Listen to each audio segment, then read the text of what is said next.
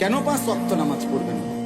শুক্রবারে শুধু জুমার নামাজ পড়েন, 5 ওয়াক্ত নামাজ পড়েন। আমনে সালাক, আমরা বেকুব। আমরা চিরা খাইয়া বড় হয়েছি, আমনে ভাত খাইয়া বড় হয়েছেন, আমরা ব্যাককর।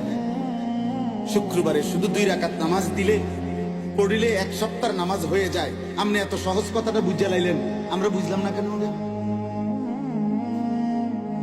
এই বলেন না কেন? কোন বাটপারে বলছে এটা বলেন? কোন হুজুর তো দূরে থাক, কোন বাটপারে বলছে কিনা আপনারে যে হে মুসলমানের বাচ্চা, শুধু শুক্রবারে 2 রাকাত নামাজ পড়লে চলে আর 1 সপ্তাহ নামাজ পড়তে হয় না? এটা কোন সিটারে বলছে?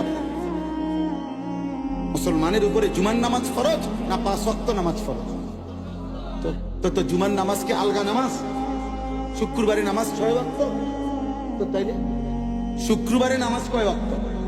তো শনিবারে কয় ওয়াক্ত? তো রবিবারে কয় ওয়াক্ত? তো তাহলে নামাজ কয় ওয়াক্ত ফরজ? তো আপনি এটা আলগা করলেন কেন?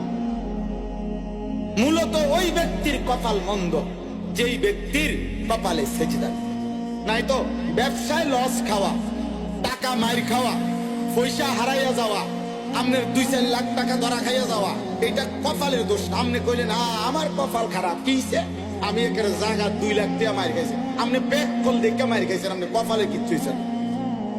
আপনার বুদ্ধি কমের কারণে, আপনি সিটারের খপ্পরে পড়ছেন, আপনি বাটপারের লগে ব্যবসা করছেন, ইত্যাদি ইত্যাদি হইতে পারে। তাহলে এইটার কারণ প্রত্যেক মানুষের দুনিয়াবি আর্থিক কোন লসের কারণ কপাল খারাপ এই জন্য না, তোর বুদ্ধি কম অথবা লোক মন্দ পড়ে বইছে, মাল 2 নম্বর পড়ে গেছে, এটা তো এটার সমস্যা। কপালের কি সমস্যা? কপাল খারাপ তার, সেজদা নাই যার। এজন্য সেজদাবিহীন যুবক, সেজদাবিহীন কিশোর, সেজদাবিহীন মুসলমান, সেজদাবিহীন নারী, তুমি মন্দ কপাল, দুর্ভাগা, বদনসিব, বদনসিব, বদনসিব, তোর কপাল নাই।